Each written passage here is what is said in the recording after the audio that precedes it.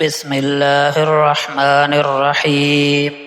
صحیح بخاری کی روایت ہے، ابو سعید خدری رضی اللہ عنہ فرماتے ہیں کہ نبی اکرم صلی اللہ علیہ وسلم نے فرمایا، جب جنتی جنت میں اور دوزخی دوزخ میں داخل ہو چکے ہوں گے تو اللہ تعالیٰ ارشاد فرمائیں گے، جس کے دل میں رائی کے دانے کے برابر بھی ایمان ہو اسے بھی دوزخ سے نکال لو۔ چنانچہ ان لوگوں کو بھی نکال لیا جائے گا۔ ان کی حالت یہ ہوگی کہ جل کر سیاہ فام ہو گئے ہوں گے۔ اس کے بعد ان کو نہر حیات میں ڈالا جائے گا تو وہ اس طرح فوری طور پر تر و تازہ ہو کر نکل آئیں گے جیسے دانہ سیلاب کے کوڑے میں پانی اور کھاد ملنے کی وجہ سے فوری اگ آتا ہے۔ کبھی تم نے غور کیا ہے کہ وہ کیسا زرد بل کھایا ہوا نکلتا ہے؟ حضرت ابو امامہ رضی اللہ عنہ سے روایت ہے کہ ایک شخص نے رسول اللہ صلی اللہ علیہ وسلم سے سوال کیا، ایمان کیا ہے؟ آپ صلی اللہ علیہ وسلم نے فرمایا، جب تم کو اپنے اچھے عمل سے خوشی ہو اور اپنے برے کام پر رنج ہو تو تم مومن ہو۔ کیا آپ جانتے ہیں ایک مومن کی زندگی کا ہر لمحہ خیر سے بھرا ہوتا ہے؟ خوشی ہو یا غم، کامیابی ہو یا آزمائش، مومن ہمیشہ فائدے میں رہتا ہے۔ صحیح مسلم کی حدیث ہے، نبی اکرم صلی اللہ علیہ وسلم نے فرمایا، مجھے مومن کے حال پر تعجب ہوتا ہے، اس کا ہر حال خیر ہی خیر ہے۔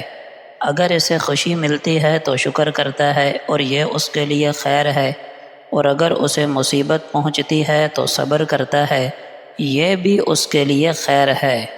محترم دوستو، جو شخص شکر گزار ہوتا ہے وہ ہمیشہ سکون اور خوشی میں رہتا ہے۔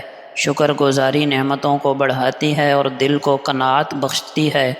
شکر کرنا صرف زبان سے نہیں بلکہ دل اور عمل سے بھی ہوتا ہے۔ شکر گزار انسان کبھی محروم نہیں رہتا کیونکہ وہ ہر حال میں نعمت دیکھ لیتا ہے۔ شکر گزاری انسان کو عاجزی سکھاتی ہے اور اللہ کے قریب کر دیتی ہے۔ جو دل شکر گزار ہو اس پر ہمیشہ رحمتوں کی بارش ہوتی ہے۔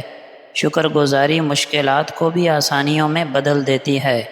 ناشکری دل کی وہ بیماری ہے جو انسان کو سکون اور برکت سے محروم کر دیتی ہے۔ جو شخص چھوٹی نعمتوں پر شکر ادا نہیں کرتا وہ بڑی نعمتوں کی قدر بھی نہیں کر پاتا۔ ناشکری انسان کو اللہ کی رحمتوں سے دور اور آزمائشوں کے قریب کر دیتی ہے۔ ناشکرا دل ہمیشہ محرومی اور بے سکونی میں جیتا ہے۔ ناشکری نعمتوں کو زحمت اور راحت کو عذاب میں بدل دیتی ہے۔ جو بندہ مخلوق کا شکر ادا نہیں کرتا وہ خالق کا بھی شکر گزار نہیں بن سکتا۔ ناشکری صرف زبان کی نہیں بلکہ دل اور عمل کی غفلت بھی ہے۔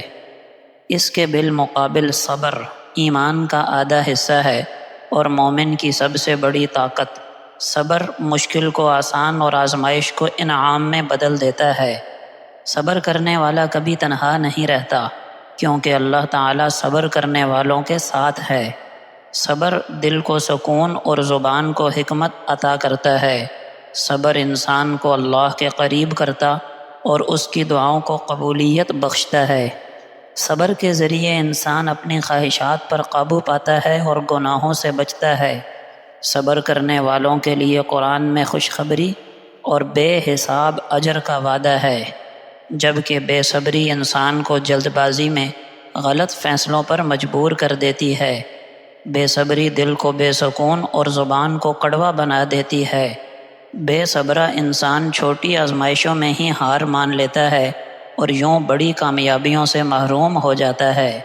بے صبری شیطان کے ہتھیاروں میں ایک بے پناہ بڑا ہتھیار ہے جو انسان کو صراط مستقیم سے ہٹا دیتی ہے۔ بے صبری کی وجہ سے تعلقات ٹوٹتے ہیں، فیصلے بگڑتے ہیں، زندگی میں بے برکتی آتی ہے۔ بے صبری انسان کو ناشکری، مایوسی اور نا امیدی کی طرف لے جاتی ہے۔ پیارے دوستو، ایک مومن جس حال میں بھی ہو جنت کما لیتا ہے۔ اگر نعمتیں، آسائشیں اور راحتیں اور خوشیاں ہیں تو وہ شکر گزاری کے ذریعے جنت حاصل کر لے گا، اور اگر مصائب، تکالیف، تنگ دستی، آزمائشیں ہیں تو وہ صبر کے ذریعے جنت حاصل کر لے گا۔ یوں ایک مومن کا کوئی حال بھی خیر اور بھلائی سے خالی نہیں ہوتا۔ صحیح بخاری میں حضرت اسماء بنت ابی بکر رضی اللہ عنہما فرماتی ہیں کہ میرے پاس میری والدہ رسول اللہ صلی اللہ علیہ وسلم کے زمانے میں اس وقت آئیں جب وہ ابھی مشرکہ تھیں، تو میں نے رسول اللہ صلی اللہ علیہ وسلم سے پوچھا کہ وہ محبت سے میرے پاس آئی ہے تو کیا میں ان کے ساتھ حسن سلوک کروں؟ آپ نے فرمایا ہاں، اپنی والدہ کے ساتھ حسن سلوک کرو۔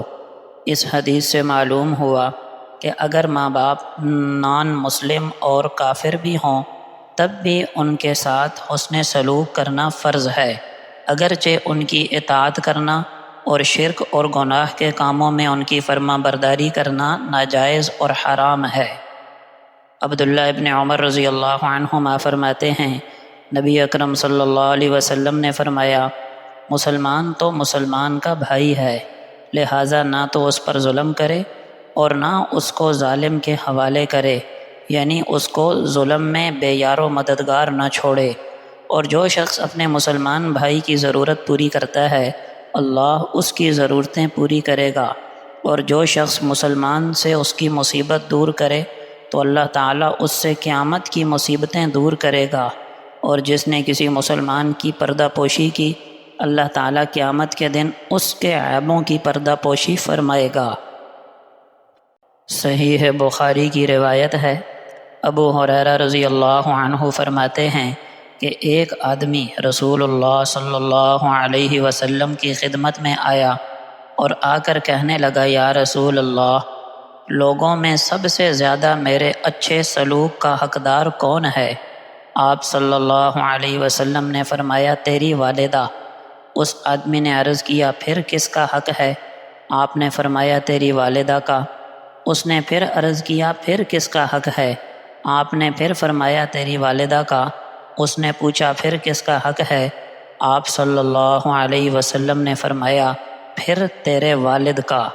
صحیح مسلم میں حضرت ابو ہریرہ رضی اللہ عنہ کی روایت ہے کہ نبی اکرم صلی اللہ علیہ وسلم نے فرمایا ناک خاک آلود ہو گئی، پھر ناک خاک آلود ہو گئی، پھر ناک خاک آلود ہو گئی۔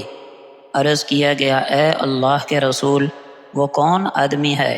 آپ نے فرمایا جس آدمی نے اپنے والدین میں سے ایک یا دونوں کو بڑھاپے میں پایا اور ان کی خدمت کر کے جنت میں داخل نہ ہوا۔ بخاری شریف میں عبداللہ ابن عمرو رضی اللہ عنہ فرماتے ہیں کہ نبی اکرم صلی اللہ علیہ وسلم نے فرمایا کبائر یعنی کبیرہ اور بڑے بڑے گناہ یہ ہیں اللہ کے ساتھ کسی کو شریک کرنا، ماں باپ کی نافرمانی کرنا، کسی جان کو ناحق قتل کرنا اور جھوٹی قسم اٹھانا۔ ترمذی شریف کی روایت ہے، ابو ہریرہ رضی اللہ عنہ فرماتے ہیں کہ نبی اکرم صلی اللہ علیہ وسلم نے فرمایا سخی اللہ تعالیٰ کے قریب، جنت کے قریب اور لوگوں کے قریب ہوتا ہے اور جہنم سے دور ہوتا ہے، جبکہ بخیل اللہ تعالیٰ سے دور، جنت سے دور، لوگوں سے دور اور جہنم کے قریب ہوتا ہے، اور جاہل سخی اللہ کے نزدیک بخیل عبادت گزار سے زیادہ محبوب ہوتا ہے۔ محترم دوستو، سخی انسان کے دل میں نرمی، شفقت اور ایثار کی صفت ہوتی ہے، وہ اپنی نعمتوں میں دوسروں کو بھی شامل کرتا ہے، اسی لیے اللہ کا قرب نصیب ہوتا ہے۔ جنت کا راستہ اس لیے آسان ہو جاتا ہے کہ سخاوت سے غریبوں کی دعائیں ملتی ہیں اور اللہ کی رضا ملتی ہے۔ حیرت انگیز بات یہ ہے کہ ایک جاہل سخی جو عبادت میں زیادہ نہ ہو اللہ کے نزدیک اس بخیل عبادت گزار سے بہتر ہے جو صرف اپنی عبادات میں لگا رہتا ہے مگر دوسروں کی بھوک اور ضروریات کا خیال نہیں رکھتا۔ یہ اس بات کی بہت بڑی دلیل ہے کہ اسلام میں محض عبادات ہی نہیں بلکہ دوسروں کا حق ادا کرنا، ان پر خرچ کرنا، مصائب اور تکالیف میں ان کی مدد کرنا، ان کی ضروریات پوری کرنا بہت بڑی نیکی ہے۔ سخاوت مال کو کم نہیں کرتی بلکہ برکت کو بڑھا دیتی ہے۔ سخی وہ ہے جو دوسروں کے لیے آسانیاں پیدا کرے، چاہے خود مشکل میں ہی کیوں نہ ہو۔ اللہ پاک ہم سب کو سخاوت کا جذبہ نصیب فرمائے۔ حضرت عباس بن عبد المطلب رضی اللہ تعالی عنہ سے صحیح مسلم میں روایت ہے کہ انہوں نے رسول اللہ صلی اللہ علیہ وسلم کو یہ ارشاد فرماتے ہوئے سنا: ایمان کا مزہ اس نے چکھ لیا، ایمان کی لذت اسے مل گئی جو اللہ کو رب، اسلام کو دین اور محمد صلی اللہ علیہ وسلم کو رسول ماننے پر راضی ہو جائے۔ مطلب یہ ہے کہ اللہ تعالیٰ کی بندگی اور اسلام کے مطابق عمل اور رسول اللہ کی اطاعت، اللہ اور اس کے رسول اور اسلام کی محبت کے ساتھ ہو۔ جس کو یہ بات نصیب ہو گئی، یقیناً ایمانی لذت میں اس کا بھی حصہ ہو گیا۔ حضرت انس رضی اللہ عنہ سے روایت ہے کہ نبی کریم صلی اللہ علیہ وسلم نے فرمایا: ایمان کی مٹھاس اور حلاوت اسی کو نصیب ہوگی جس میں 3 باتیں پائی جائیں گی۔ ایک یہ کہ اللہ اور اس کے رسول کی محبت اس کے دل میں سب سے زیادہ ہو۔ دوسرا یہ کہ جس شخص سے بھی محبت ہو صرف اللہ تعالیٰ ہی کے لیے ہو۔ اور تیسرے یہ کہ ایمان کے بعد کفر کی طرف پلٹنے سے اس کو اتنی نفرت اور ایسی اذیت ہو جیسی کہ آگ میں ڈالے جانے سے ہوتی ہے۔ یہ روایت صحیح بخاری میں موجود ہے۔